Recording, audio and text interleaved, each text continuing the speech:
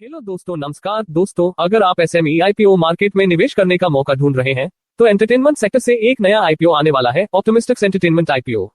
क्या इस आईपीओ में पैसा लगाना चाहिए, इसकी जरूरी डिटेल्स जैसे डेट्स, प्राइस बैंड और पूरी टाइमलाइन क्या है, आइए सब कुछ आसान भाषा में जानते हैं इस वीडियो में। वीडियो अंत तक देखें। वीडियो पसंद आया हो तो लाइक करें और चैनल को सब्सक्राइब करना न भूलें। डिस्क्लेमर, ये वीडियो केवल एजुकेशनल एंड इन्फॉर्मेशनल पर्पसेस के लिए है और यह किसी भी प्रकार की वित्तीय सलाह, फाइनेंशियल एडवाइस नहीं है। मैं सेबी रजिस्टर्ड एनालिस्ट नहीं हूँ। आईपीओ और शेयर बाजार में निवेश बाजार के जोखिमों के अधीन है। सबसे पहले बात करते हैं जरूरी तारीखों और प्राइस की। ओपन डेट, यह आईपीओ 7 अगस्त 2026 को खुलेगा। क्लोज डेट, इसमें आप 11 अगस्त 2026 तक आवेदन कर सकते हैं। प्राइस बैंड, कंपनी ने इसका प्राइस बैंड 166 रुपए से 175 रुपए प्रति शेयर तय किया है। फेस वैल्यू, हर शेयर की फेस वैल्यू 10 रुपए है। लॉट साइज, रिटेल निवेशकों को कम से कम 800 शेयर्स का एक लॉट खरीदना होगा। इसके हिसाब से एक लॉट के लिए आपको अच्छी खासी राशि लगानी होगी।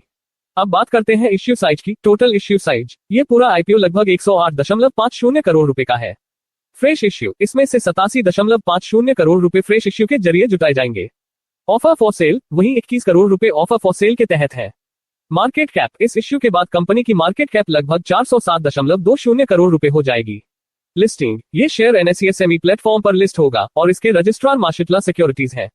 कंपनी के पास 7500 जोड़ घंटे की प्रोग्रामिंग, 150 जोड़ शो और 100 जोड़ अवार्ड्स का अनुभव है। चलिए अब इस आईपीओ की पूरी टाइमलाइन पर नजर डालते हैं ताकि आपको पता रहे कि कब क्या होगा। अलॉटमेंट डेट, शेयरों का आवंटन 12 अगस्त 2026 को होगा। रिफंड्स, जिन्हें शेयर नहीं मिलेंगे उनके पैसे 13 अगस्त 2026 तक रिफंड होना शुरू हो जाएंगे। डीमैट ट्रांसफर, आपके डीमैट अकाउंट में शेयर 13 अगस्त 2026 तक आ जाएंगे। लिस्टिंग डेट, इस कंपनी के शेयर बाजार में 14 अगस्त 2026 को लिस्ट होंगे, यानी स्वतंत्रता दिवस से ठीक एक दिन पहले। बात करें ग्रे मार्केट प्रीमियम जीएमपी की, तो अनवेरिफाइड बाजार की खबरों और अफवाहों के मुताबिक जो भी रुझान सामने आते हैं वे केवल अनुमानित होते हैं। किसी भी आईपीओ में निवेश करने से पहले अपने वित्तीय सलाहकार, फाइनेंशियल एडवाइजर से सलाह जरूर लें, क्योंकि जीएमपी बदलता रहता है और इसमें जोखिम शामिल होता है। दोस्तों, अगर आप टेलीविजन शोज, फिल्मों और ओटीटी कंटेंट के दीवाने हैं तो एंटरटेनमेंट सेक्टर से एक बड़ा आईपीओ मार्केट में आ रहा है, ऑप्टिमिस्टिक्स एंटरटेनमेंट एसएमई आईपीओ। साल 2000 में स्थापित ये कंपनी भारतीय मनोरंजन उद्योग में पिछले 25 सालों से काम कर रही है। इसे फाउंडर विपुल डी शाह लीड करते हैं और इसके सह प्रमुख राजेश दर्शन बहल हैं। ये कंपनी टेलीविजन, फीचर फिल्मों और डिजिटल प्लेटफॉर्म्स के लिए कंटेंट बनाती और प्रोड्यूस करती है। आइए जानते हैं इस आईपीओ की पूरी डिटेल। कंपनी ने अपनी शुरुआत से लेकर अब तक 150 से ज्यादा टेलीविजन शोज और 7500 घंटे से अधिक का ओरिजिनल प्रोग्रामिंग कंटेंट तैयार किया है। ये फिक्शन और नॉन फिक्शन दोनों ही फॉर्मेट्स में बड़े पैमाने पर काम करने वाली चुनिंदा प्रोडक्शन हाउस में से एक है।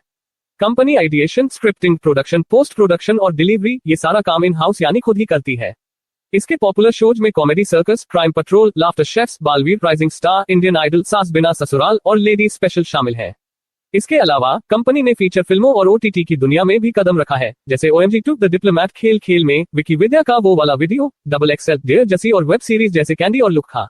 कंपनी के पास Sony, Colors, Zee, Star, Sab TV जैसे बड़े ब्रॉडकास्टर्स और Netflix, Amazon Prime Video, Sony LIV, Jio Star और Z5 जैसे ओटीटी प्लेटफॉर्म्स के साथ मजबूत संबंध है। इसके अलावा कंपनी को 60 से ज्यादा इंडस्ट्री अवार्ड मिल चुके हैं। भविष्य में company regional content, AI enabled content और यूट्यूब एनिमेशन पर भी फोकस कर रही है। इनकम के मामले में ये टेलीविजन, ब्रॉडकास्टर्स, ओटीटी और फिल्मों से कमाई करती है, जिससे इसका बिजनेस काफी डाइवर्सिफाइड है। आइए इसके जबरदस्त फाइनेंशियल रिकॉर्ड्स पर नजर डालते हैं। कंपनी के फाइनेंशियल आंकड़े करोड़ में बेहद मजबूत नजर आ रहे हैं। असेट्स, कंपनी की कुल संपत्ति लगातार बढ़ रही है। 31 मार्च 2023 को जो असेट्स 61.60 करोड़ रुपए थी, वे बढ़कर 31 मार्च 2026 तक 166.79 करोड़ रुपए हो गई है। रेवेन्यू, कंपनी का रेवेन्यू भी तेजी से बढ़ा है। 31 मार्च 2023 के 31.69 करोड़ रुपए से बढ़कर 31 मार्च 2026 में यह 135.89 करोड़ रुपए पहुंच गया है।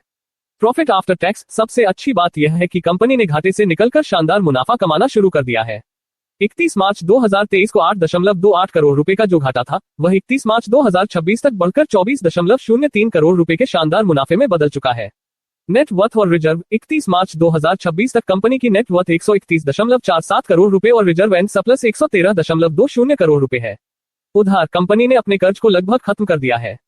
31 मार्च 2026 तक कंपनी पर कुल उधारी न के बराबर रह गई है। अब सवाल यह है कि इस आईपीओ से मिलने वाले पैसों का कंपनी क्या करेगी। इश्यू ऑब्जेक्टिव्स के मुताबिक कंपनी अपने वर्किंग कैपिटल रिक्वायरमेंट्स के लिए लगभग 64.37 करोड़ रुपए का इस्तेमाल करेगी। बाकी का हिस्सा जनरल कॉर्पोरेट पर्पसेस यानी सामान्य कॉर्पोरेट उद्देश्यों के लिए उपयोग होगा। लेड मैनेजर्स, इस इश्यू को मैनेज करने के लिए NEXGEN financial solutions PAT limited और LSI financial services PAT limited lead managers के रूप में काम कर रहे हैं। फंडामेंटल्स और लगातार बढ़ते मुनाफे को देखते हुए यह आईपीओ काफी दिलचस्प लग रहा है। दोस्तों, ऑप्टिमिस्टिक्स एंटरटेनमेंट आईपीओ के बारे में हमने इसके फाइनेंशियल और डेट्स तो जान लिए, लेकिन क्या ये शेयर अपने वैल्यूएशन के हिसाब से सही दाम पर मिल रहा है? कंपनी के की मैट्रिक्स और पीयर कंपैरिजन में ये दूसरी कंपनियों को कैसे टक्कर दे रही है? आइए इस वीडियो में इसके वैल्यूएशंस का पूरा कच्चा चिट्ठा खोलते हैं।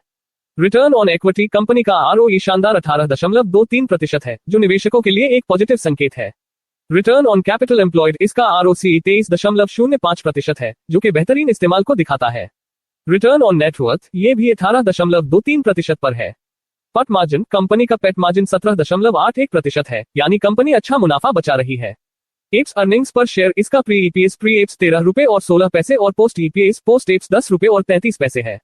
पीई रेशियो कंपनी का प्री पीई रेशियो 13.3 और पोस्ट पीई रेशियो 16.94 है।